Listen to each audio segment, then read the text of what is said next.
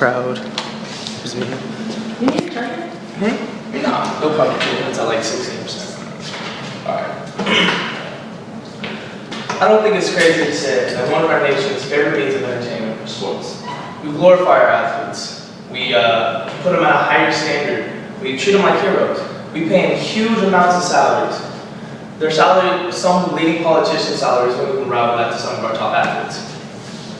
This being said, in return, we expect them to achieve amazing feats and reach new heights. And if they fall short of these new heights, we ridicule and prosecute them more so than any other profession in the nation. This causes the athletes to push harder and harder and further, often neglecting their own personal health along the way. This leads me to pain tolerance. Pain tolerance has always played a really huge role in sports. If any of you have ever played sport before, I'm sure you will agree that it's really hard to avoid pain while in a sport. Whether it's a raspberry you get for diving for a volleyball or basketball on the court, or a stinger you get from hitting someone on football that's just a little too big for you. Pain is always going to be hard to avoid.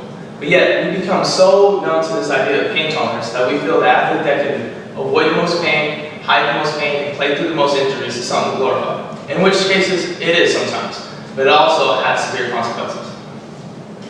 The high standards we hold our athletes to can often result in negative effects on their mental and physical capabilities after they're done playing the sport. However, some argue that if we were to totally change the rules of these sports to help make it safer for the players, we would thus be changing the tradition and culture of the sport and changing the reason we love them so much. They believe if you mess with the foundation of the sports or a building, the building will have nothing to stand on and it might come crumbling down. They fear this will happen to our sports programs. New technological advances are now revealing the potential damage sports can have on an athlete after he's done. This has raised much societal concern. However, the American sporting economy is bigger and more successful than ever before. This leaves our nation in a gridlock between the morality and the well-being of our athletes and our own entertainment, tradition, and culture. I would like to first allude to the difficulties the NFL has had to face with these new developments.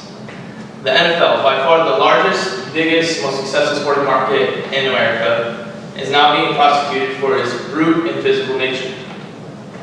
The organization is being prosecuted by former players who believe they did not do enough to avoid certain situations while they are in the league. Retired players are just now realizing the hardships they're going to have to face as a result of playing in the NFL.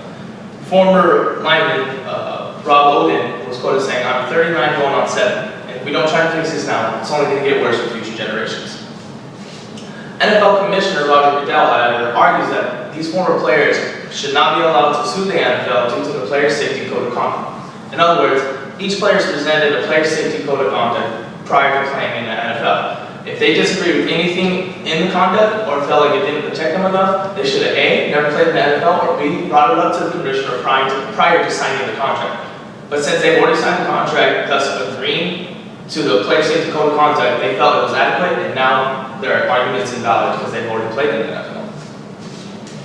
This is Roger Goodell's main standpoint and argument until May 12, 2012, when Junior Seau was found shot dead in his room.